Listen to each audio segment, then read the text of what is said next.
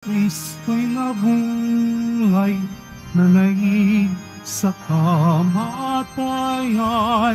Alleluia, Alleluia.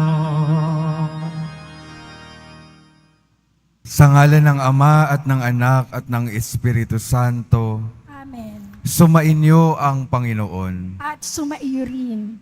Mga minamahal kong mga kapatid, aminin natin ang ating mga kasalanan upang tayo ay maging marapat gumanap sa banal na pagdiriwang. Inaamin ko. Sa makapangyarihang Diyos at sa inyo mga kapatid, nalubha akong nagkasala sa isip, sa salita, sa gawa, at sa aking pagkukulang.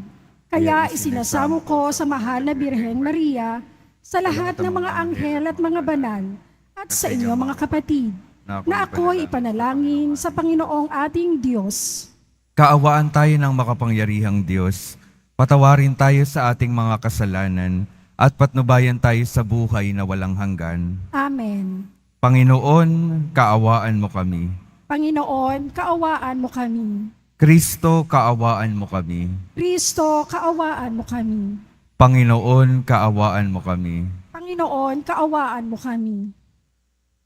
Manalangin tayo.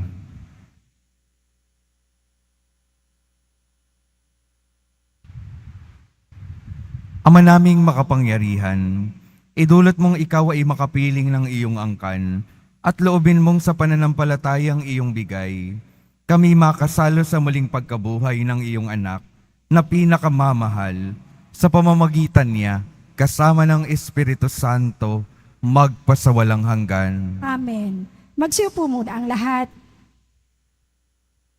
Pagbasa mula sa mga gawa ng mga apostol.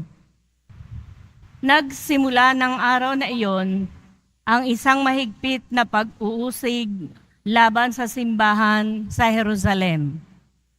At liban sa mga apostol, lahat ng sumasampalataya ay nangalat sa lupain ng Judea at Samaria.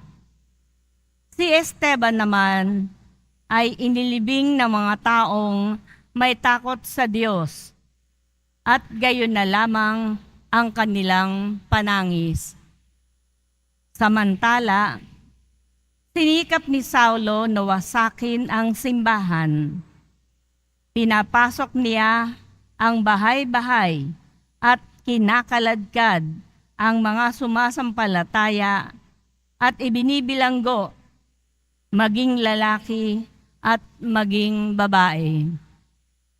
Nangalat ang mga mananampalataya at saan man sila makarating ay ipinangangaral nila ang salita. Nagpunta si Felipe sa isang lungsod ng Samaria at ipinangaral doon ang Mesiyas.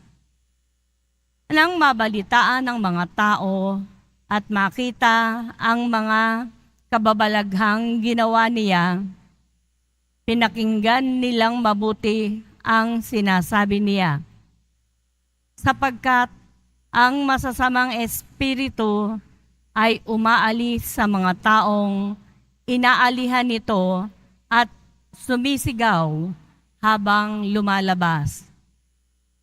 Maraming lumpo at mga pilay ang napagaling, kaya't nagkaroon ng malaking kagalakan sa lungsod na iyon. Ang salita ng Diyos. Salamat sa Diyos. Sang kalupaang nilalang, galak sa poon ay isigaw. Sang kalupaang nilalang, galak sa poong isigaw. Sumigaw sa galak ang mga nilalang at purihin ang Diyos na may kagalakan. Wagas na pagpuri sa Kanya'y ibigay. Ito ang sabihin sa Diyos na dakila. Ang mga gawa mo ay kahanga-hanga. Sang kalupaang nilalang, galak sa pooy isigaw. Ang lahat sa lupa, ikaw ay sinasamba. Awit ng papuri, yaong kinakanta.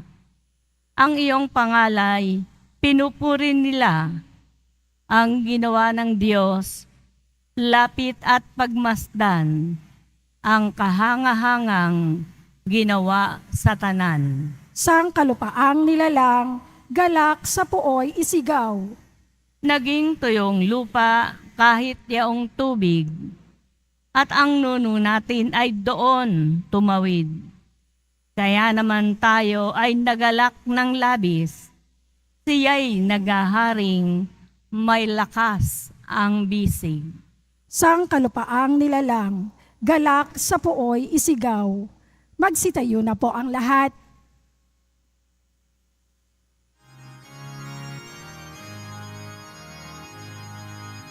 Hallelujah, Hallelujah, Hallelujah, Hallelujah.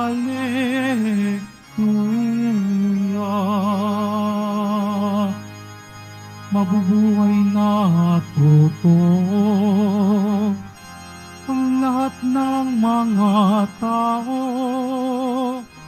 na nananalig kay Kristo. Hallelujah, Hallelujah, Hallelujah, Hallelujah.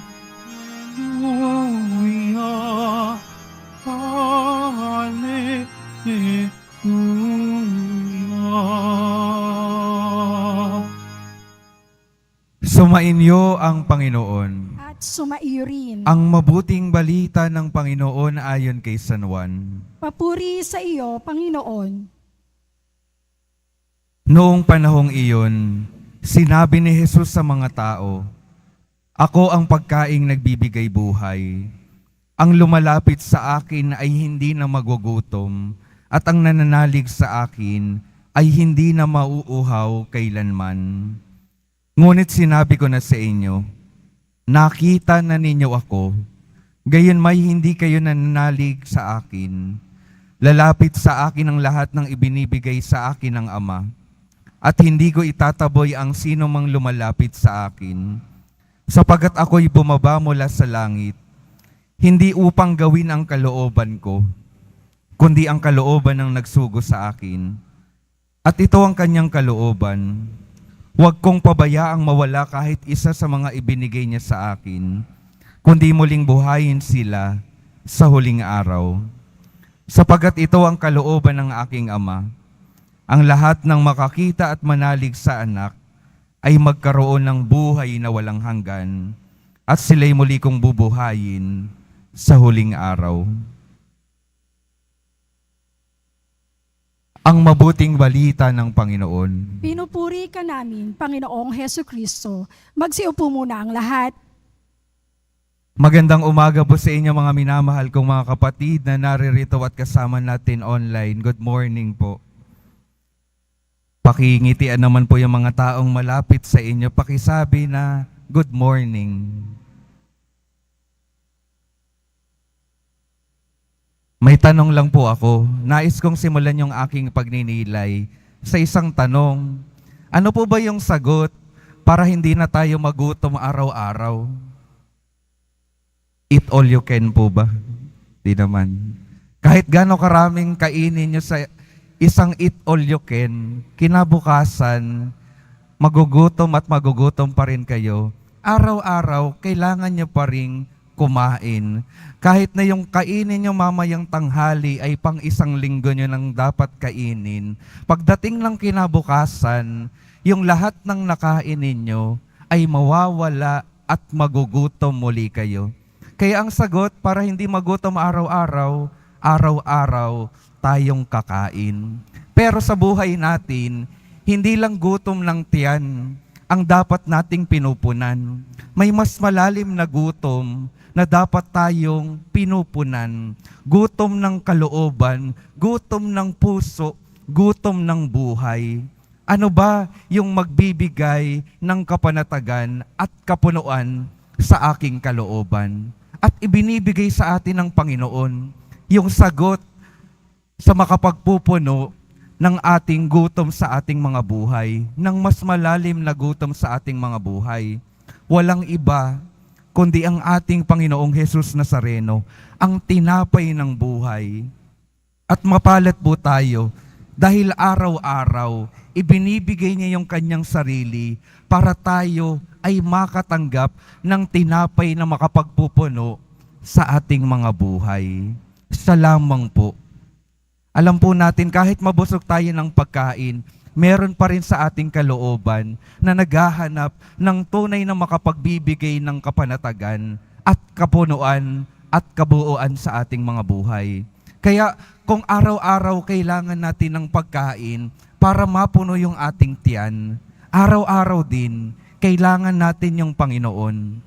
Linggo-linggo, napakahalaga na matanggap natin yung Eucharistia para tayo ay patuloy na mapuno ng Panginoon ng pagkaing nagbibigay buhay.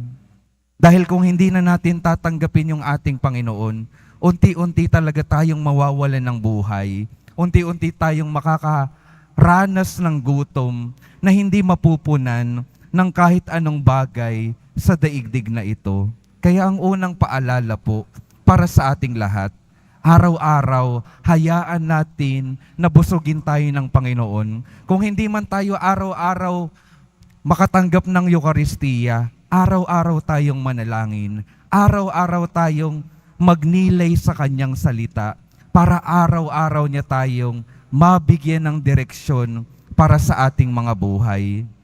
At mapalad po tayo mga minamahal kong mga kapatid, dahil yung ating Panginoon, kahit na kung minsan ay hindi tayo karapat-dapat para tanggapin siya, patuloy siyang dumarating sa atin, patuloy siyang nagbubukas ng kanyang buhay para sabihin na tanggap ko kayo at hindi ko kayo pababayaan. At yun po yung misyon na kanyang tinanggap mula sa Ama, na ang lahat ng taong ibinigay sa kanya, tayo po iyon, ay huwag niyang pabayaan at buhayin niya muli sa huling araw. Yun po yung misyon ng ating Panginoong Hesus Nazareno, na lahat tayo ay dalhin sa tahanan natin sa kalangitan.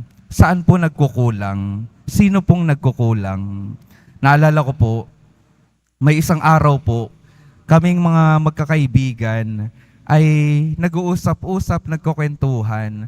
At yung isa kong kaibigang pari, ang sabi niya, bigla siyang napatanong, nagkakamali ba ang Diyos sa pagpili sa atin? Nagkakamali ba ang Diyos sa pagpili sa atin? Tanong namin, bakit naman? Kasi may mga pagkakataon, alam natin ito, may mga pagkakataon na tayo mismo, mga lingkod ng Diyos, mga anak ng Diyos, mga alagad ng Diyos, ay nakakagawa ng kamalian na nakakasakit ng ating kapwa. Ibig sabihin ba nun, nagkakamali ang Diyos sa pagpili sa atin? Ang sagot ng isa, siguro hindi naman nagkakamali ang Diyos. Hindi pwedeng magkamali ang Diyos. Ang nagkakamali at nagkukulang, tayong mga tinawag niya. Tayong binigyan niya ng biyaya upang magbigay ng biyaya sa iba. Tayo yung nagkakamali at nagkukulang. Hindi ang Diyos na patuloy na tumatanggap at patuloy na nagbibigay ng biyaya sa atin. Kaya, nung pagkatapos ng aming pag-uusap, napaisip ako, totoo nga, sigurado ang Diyos sa pagpili sa bawat isa sa atin, hindi lang po sa aming mga lingkod, mga pari. Bawat isa sa atin, pinipili ng Diyos, binibiyayaan ng Diyos, nais ng Diyos makasama magpasawalang hanggan. Kaya lahat-lahat ay ibinibigay niya sa bawat isa sa atin. Ibinibigay para may matanggap tayong mabuti sa buhay na ito. Ang pagkakamali kong minsan, tayong gustong bigyan ng Diyos, tayong gustong gamitin ng Diyos, tayong gusto ng Diyos na dalhin niya sa buhay na walang hanggan, tayo kung minsan yung nagsasarado ng ating mga sarili. Tayo kung minsan yung tumatalikod sa Kanya. Tayo yung pumipili na hindi siya tanggapin sa ating mga buhay. Hindi nagkukulang at hindi nagkakamali ang Diyos sa bawat isa sa atin.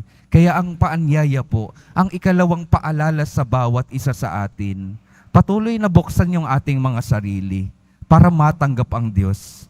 At hindi sapat na matanggap lang ang Diyos. Nawa yung pagtanggap sa atin ng Diyos at pagtanggap natin sa Diyos, patuloy na baguhin yung ating mga buhay ayon sa Kanyang buhay, ayon sa Kanyang utos at mensahe. Hayaan natin na baguhin tayo ng Panginoon dahil hindi sapat na nais ng Diyos na mapabuti tayo. Hindi sapat na tayo ay tanggap at tinatanggap natin ang Diyos. Dapat tayo rin ginagawa natin yung ating parte para tayo ay maging karapat-dapat na tawaging mga anak niya, na tawaging mga alagad niya. Kaya mga minamahal kong mga kapatid, sasabihin ko po sa inyo, nais po kayong busogin ng Panginoon, ng tinapay na nagbibigay buhay, ng Kanyang presensya sa inyong mga buhay. Tanggap kayo kahit minsan ay hindi nyo tanggap ang Panginoon. Kaya nawa, patuloy nating buksan ang ating mga buhay at hayaan natin na ang Diyos baguhin tayo upang tayo ay maging karapat-dapat na tawaging mga anak niya. Ngayon pa lamang hanggang sa dulo ng ating mga buhay. Amen. Magsitayo na po ang lahat.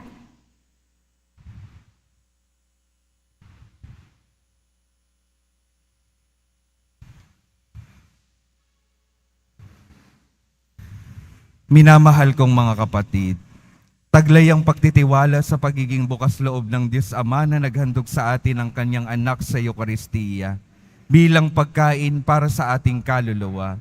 Ilapit natin sa Kanyang ating mga pangangailangan. Sa bawat panalangin ang ating sasabihin, Ama, pagpalain mo kami sa Eucharistia. Ama, pagpalain mo kami sa Eucharistia.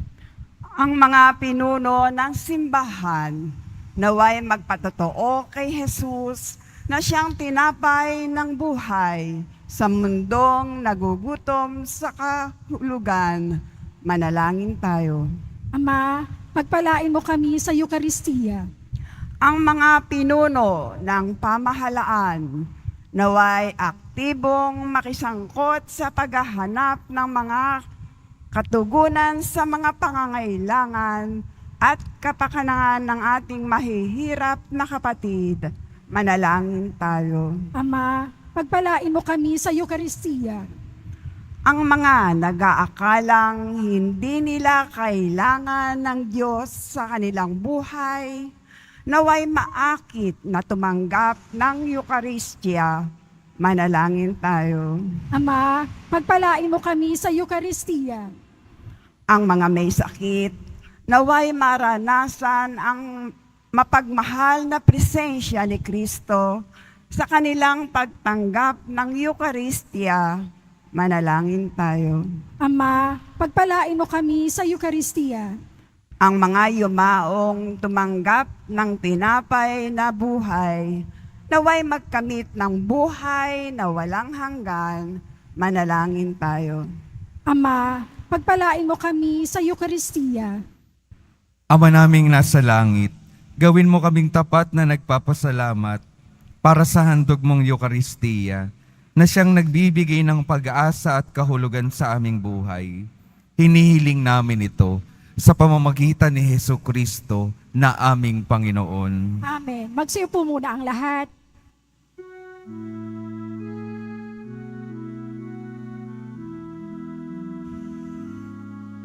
Pinupuri kita, Poon, sapagkat ako'y iniligtas.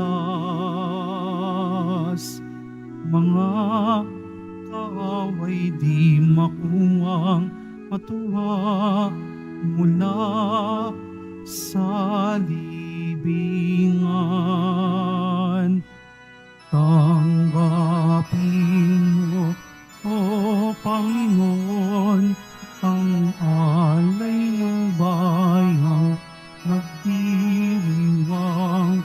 Punan mong bigay ang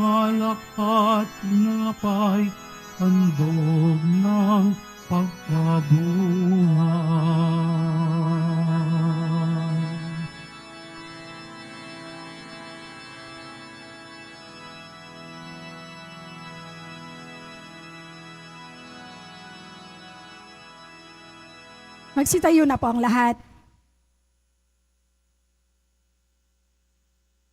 Manalangin kayo mga kapatid upang ang paghahain natin ay kalugdan ng Diyos Amang makapangyarihan. Tanggapin nawa ng Panginoon itong paghahain sa iyong mga kamay, sa kapurihan niya at karangalan, sa ating kapakinabangan at sa buong sambayanan niyang banal. Ama naming lumikha, ipagkaloob mong kami ay laging magalak sa pagdiriwang ng Pasko ng pagkabuhay ng iyong anak, upang ang ginagawang patuloy na pagsagip sa amin ay maging sanhi ng aming ligayang walang maliw. Sa pamamagitan niya, kasama ng Espiritu Santo, magpasawalang hanggan. Amen. Sumainyo ang Panginoon. At sumaiyo rin. Itaas sa Diyos ang inyong puso at diwa. Itinaas na namin sa Panginoon. Pasalamatan natin ang Panginoong ating Diyos. Marapat na siya'y pasalamatan. Ama naming makapangyarihan, tunay ngang marapat na ikaw ay aming pasalamatan. Ngayong ipinagdiriwang ang paghahain ng Mesiyas, ang maamong tupa na tumubos sa aming lahat. Naghahaing walang humpay, ang anak mong minamahal, upang magkasalo-salo ang tanan. Sa piging ng iyong buhay, hindi na mamamatay ang inihain sa krus. Ang sa krus ipinakoy, buhay lagi bilang handog. Kaya kaisa ng mga anghel na nagsisiawit ng papuri sa iyo, nang walang humpay sa kalangitan, kami nagbubunyi sa iyong kadakilaan. Santo, Santo, Santo, Panginoong Diyos ng mga hukbo, napupuno ang langit at lupa ng kadakilaan mo. O sana sa kaitaasan, pinagpala ang naparirito sa ngalan ng Panginoon. O sana sa kaitaasan, magsiluhod po ang lahat. Ama naming banal, ikaw ang bukal lang tanang kabanalan. Kaya't sa pamamagitan ng iyong Espiritu, gawin mong banalang kaloob na ito upang para sa amin maging katawan at dugo ng aming Panginoong Heso Kristo. Bago niya pinagtiis ang kusang loob na maging handog, hinawakan niya ang tinapay, pinasalamatan kanya, pinaghati-hati niya iyon, iniabot sa kanyang mga alagad at sinabi, "Tanggapin ninyong lahat ito at kanin. Ito ang aking katawan na ihahandog para sa inyo."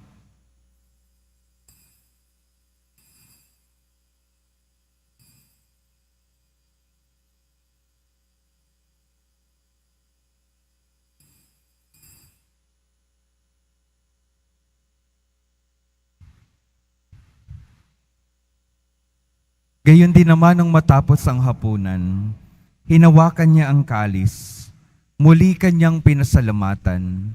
Iniabot niya ang kalis sa kanyang mga alagad at sinabi, "Tanggapin ninyong lahat ito at inumin. Ito ang kalis ng aking dugo, ng bago at walang hanggang tipan. Ang aking dugo na ibubuhos para sa inyo at para sa lahat, sa ikapagpapatawad ng mga kasalanan. Gawin ninyo ito sa pag-alala sa akin."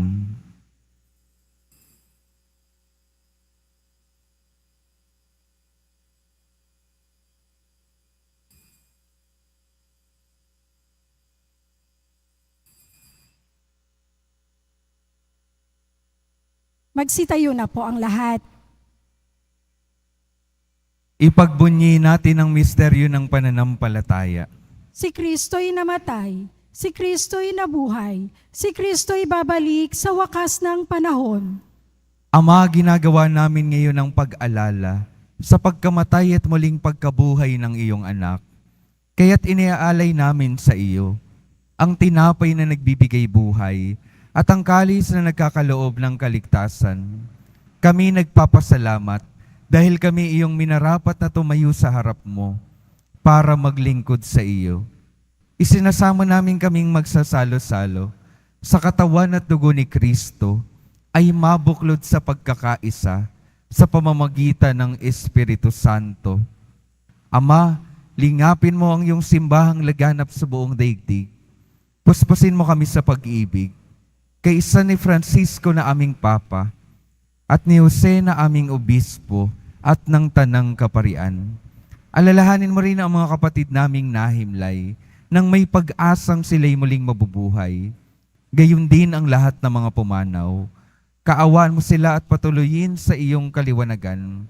Kaawaan mo at pagindapatin kaming lahat na makasalo sa iyong buhay na walang wakas.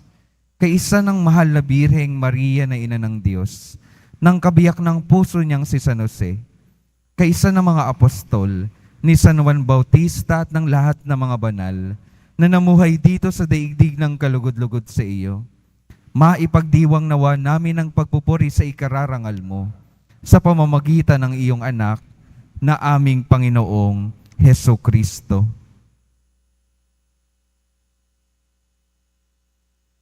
Sa pamamagitan ni Kristo, kasama niya at sa Kanya, ang lahat ng parangal at papuri ay sa iyo, Diyos Amang makapangyarihan, kasama ng Espiritu Santo, magpasawalang hanggan. Amen. Sa tagubilin ng mga nakagagaling na utos at sa turo ni Jesus, na Panginoon natin at Diyos, ipahayag natin ng lakas loob. Ama namin, Sumasalangit ka, sambahin ang ngalan mo, mapasa amin ang kaharian mo, sundin ang loob mo dito sa lupa para nang sa langit. Bigyan mo kami ngayon ng aming kakanin sa araw-araw at patawarin mo kami sa aming mga sala para nang pagpapatawad namin sa nagkakasala sa amin. At huwag mo kaming ipahintulot sa tukso at iadya mo kami sa lahat ng masama. hinihiling namin kami adya sa lahat ng masama, pagkalooban ng kapayapaan araw-araw, iligtas sa kasalanan, at ilayo sa lahat ng kapahamakan, samantalang aming pinananabikan ang dakilang araw ng pagpapahayag ng tagapagligtas naming si Hesu Kristo. Sapagkat iyo ang kaharian at ang kapangyarihan at ang kapurihan magpakailanman. Amen. Panginoong Hesu Kristo, sinabi mo sa iyong mga apostol, kapayapaan ang iniiwan ko sa inyo, ang aking kapayapaan ang ibinibigay ko sa inyo. Tunghayan mo ang aming pananampalataya at huwag ang aming pagkakasala. Pagkalooban mo kami ng kapayapaan at pagkakaisa, ayon sa iyong kalooban, kasama ng Espiritu Santo, magpasawalang hanggan. Amen. Ang kapayapaan ng Panginoon ay laging sumainyo. At sumaiyo rin. Magbigayan kayo ng kapayapaan sa isa't isa.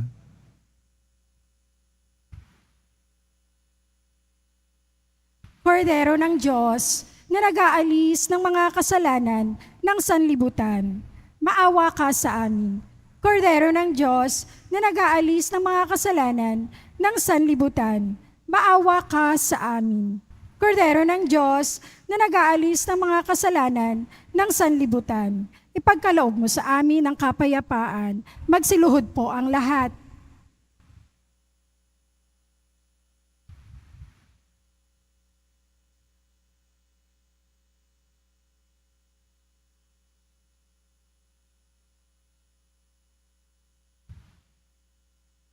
Ito ang kordero ng Diyos. Ito ang nag-aalis ng kasalanan ng sanlibutan.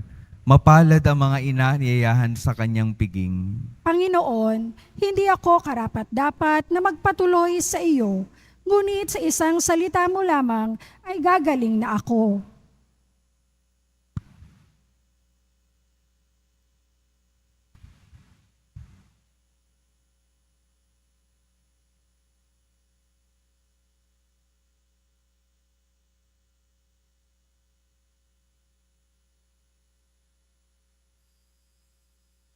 Para sa lahat ng tatanggap ng banal na komunyon, sasagot po tayo ng amen.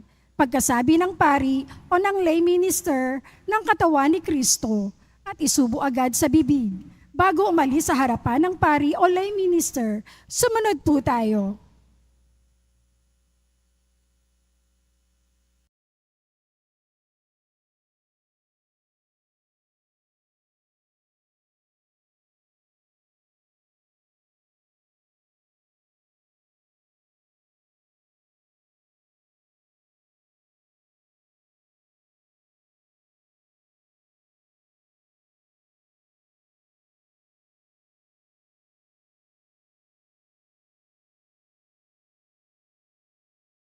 Magsitayo po ang lahat.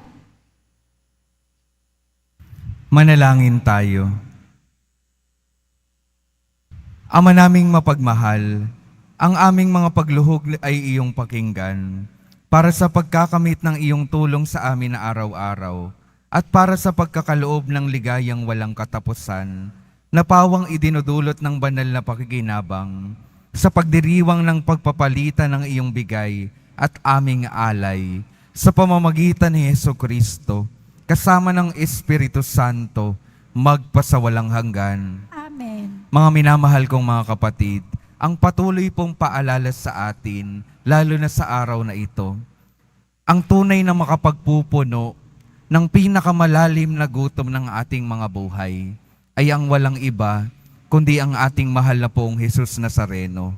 Kaya nawa, patuloy natin siyang tanggapin sa Eucharistia.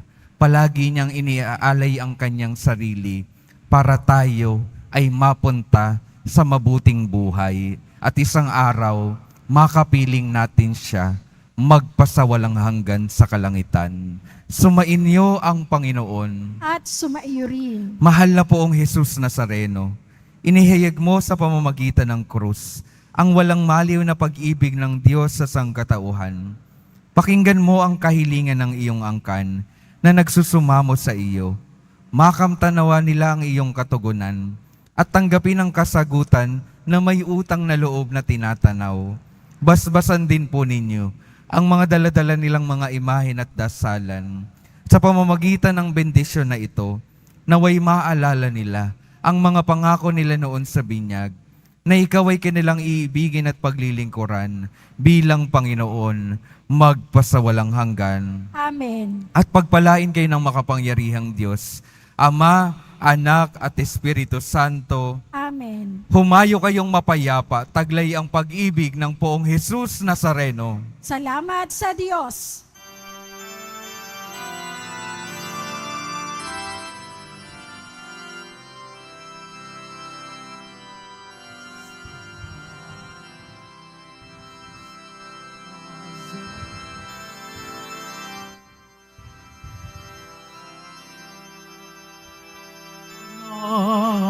Amin. Ipintuho amin. Aral mo ang aming buhay at kaligtasan. Nuestro Padre Jesus Nazareno, iligtas mo kami sa kasalanan.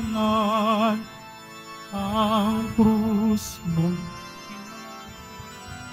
ay sagisag ng aming kaligtasan. Nuestro Padre Jesus Nazareno, dinarangal anak amin. Nuestro Padre Jesus Nazareno, nilulwalhati ka namin. Nuestro Padre Jesus Nazareno, dinarangal ka na amin. Nuestro Padre Jesus Nazareno, inulwalhati ka namin.